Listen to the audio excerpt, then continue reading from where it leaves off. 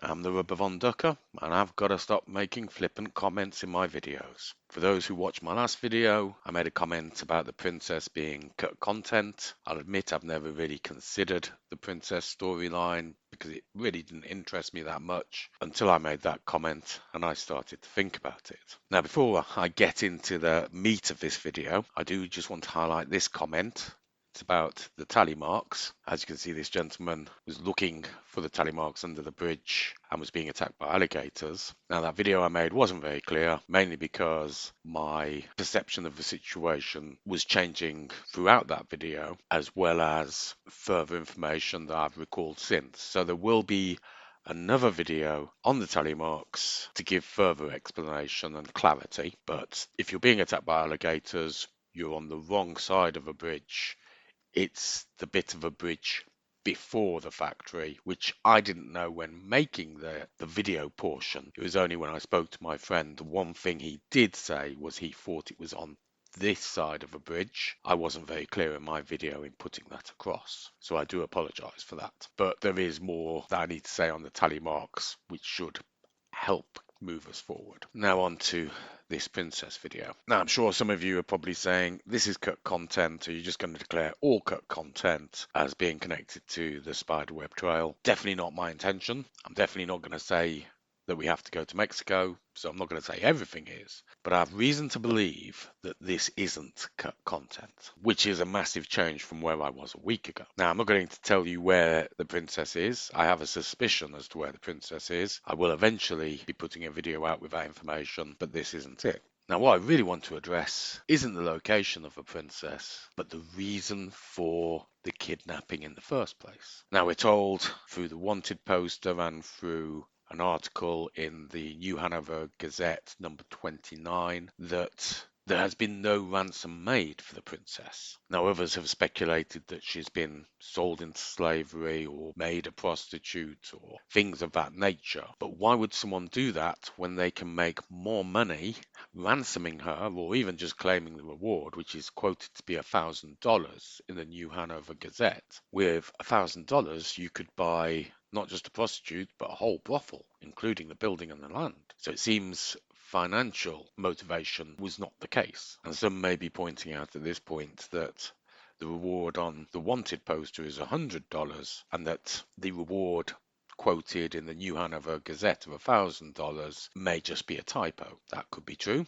It could also be, as is common in cases of kidnappings, that the family has increased the reward in an attempt to get someone to give them further information. So that isn't amazingly surprising to me. So we've ruled out financial motivation. What else is there? Well, there's the more disturbing motivations, such as serial killer or something of a sexual nature, which I can't say on YouTube. However, if this was the case, I would expect that a body would have been found. So I think we can rule those out as well. However, that does leave two other possibilities that I'm aware of. And the thing that led me to those conclusions is the fact that the princess is from Luxembourg.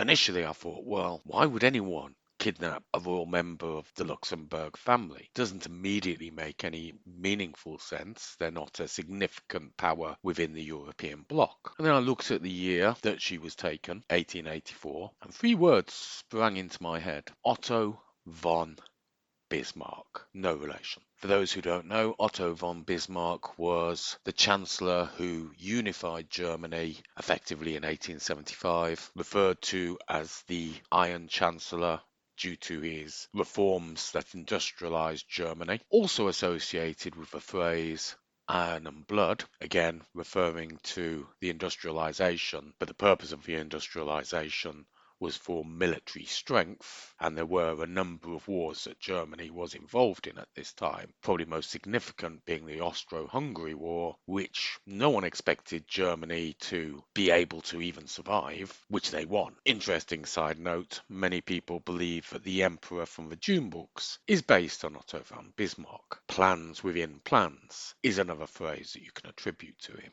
Now, it's worth noting that at this time, Luxembourg was effectively a protectorate of either France or Germany, depending on the time period. So it was a political hot potato at the time. In fact, I believe the war with Austro-Hungary was caused by this issue, amongst others. And there was almost a war between Germany and France on this issue until a resolution was achieved, which ultimately led to Luxembourg's independence in 1890. However, as we know, there was no war over this issue within the game or in real life. So if that was the plan, that the kidnap was to instigate some kind of issue between France and Germany, it seems to have failed. And one would think in that situation, they may have well changed plan and tried to claim the reward money. So I think we can rule out that political motivation, not least because there's very little political entities within the game that can serve as the architect for this situation. About the only one I can think of would be Bronte in Saint Denis, who is of Italian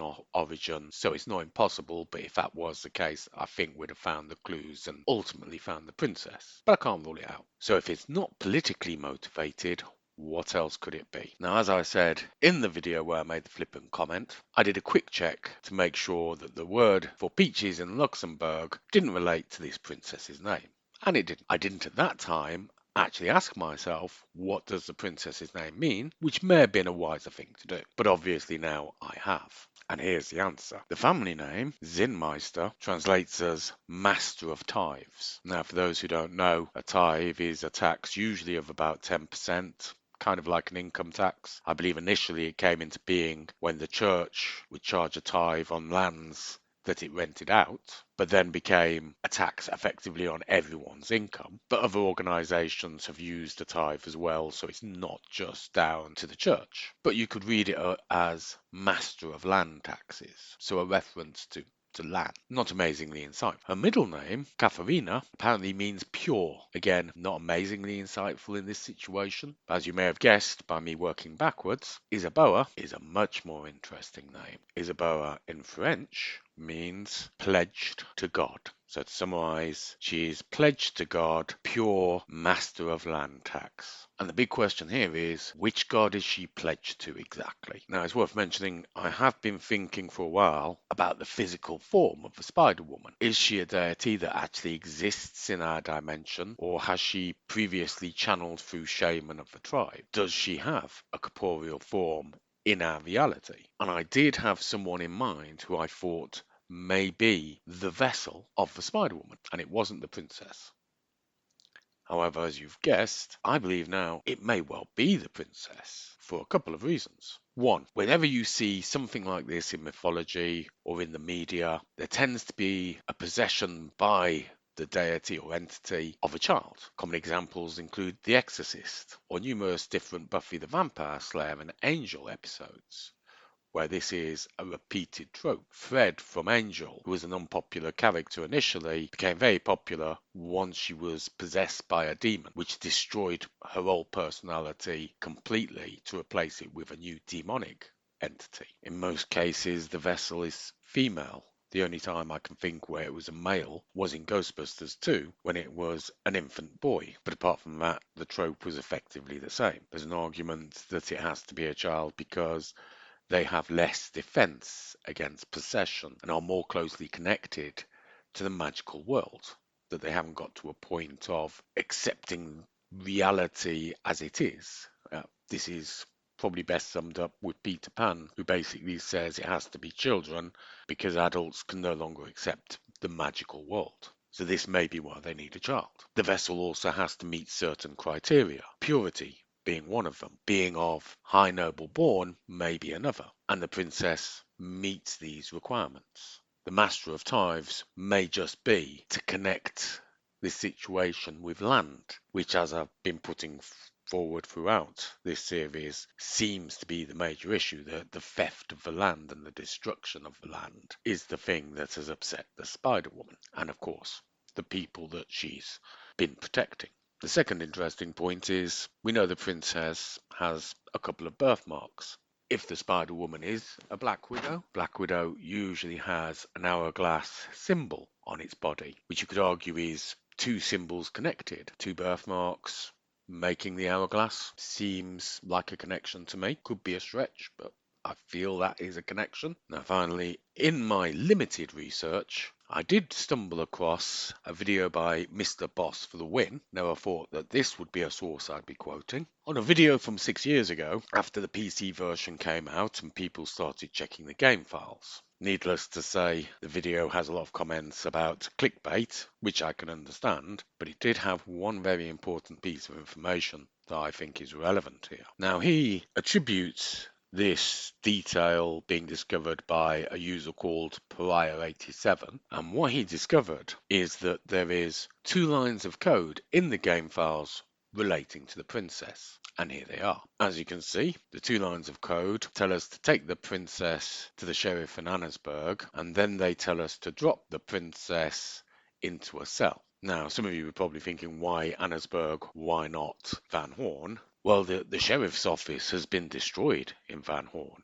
There's very little left of it. So presumably, Annesburg is going to be the closest sheriff's office to where the princess is located. The second line, dropping the princess off in a cell, is a little bit more curious. Now, you could take that to mean we're dropping her off into the cell for her own protection, to keep her there so she's not kidnapped again and she can be returned to the royal family. Equally, though, which is what Mr. Boss for the Win thinks, it could be an indication that she has committed some kind of crime, and that's why she's being put in the cell. Equally, it could just be that she's dangerous, and that's why you've got to put her in the cell. Now, some of you are probably saying, well, what about the luggage in Van Horn? And to that, I have to say, when do kidnappers ever take the luggage? All they want is the individual, so I would expect them to just leave the luggage behind. So in some ways, you could say the luggage is a little bit of a red herring. It could be that the royal family left it there when they left because it wasn't that significant to them. They've got plenty of things back in Luxembourg to remind them of their daughter. Maybe it was an oversight. Maybe someone else stole it and sold it in Annesburg. Or maybe it was something that was sitting in the sheriff's office that was looted when the sheriff's office was destroyed, presuming that it was the sheriff of Van Horn who put the poster up at the saloon before the sheriff's office was destroyed. We do know that the princess wasn't taken from Van Horn, as in the New Hanover Gazette 29, it stated that she was kidnapped from a hunting lodge while on a hunting trip. Presumably, the Van Horn Sheriff's Office was at the time the nearest Sheriff's Office to where the incident took place. Now, there is an interesting point in the fact that there's never been any audio found for the princess, so there's nothing to say that she ever speaks. But given that she was kidnapped at 5, and if kidnapped by people who don't speak her language, whether it's English, German or French, possibly all three, then she wouldn't have anyone to talk to or practice with, and her language skills would diminish over time to the point of being unable to speak, something that has happened repeatedly in history. Equally, if she is inhabited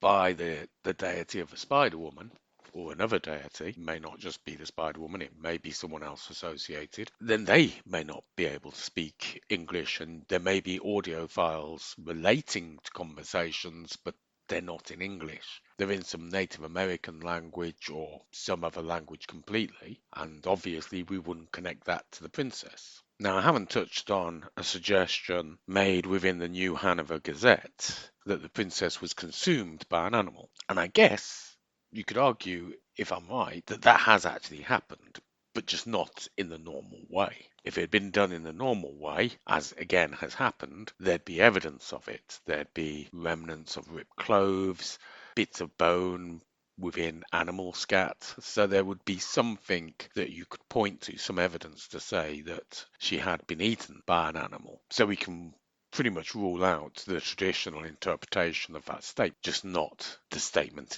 in its entirety. Might explain why we need a special weapon to combat the Spider-Woman, or whoever it is. I do remember somebody in the comments mentioning something about a Native American chanting in the snows, which I was interested in, but my plate was pretty full at the time. My plate's still pretty full, but now I'm even more interested, because it may be that that's the person that's called forth the Spider-Woman, as well as placing the curse on Valentine. So we may have an Indian shaman behind all of this. But that's my take on the princess. Be seeing you.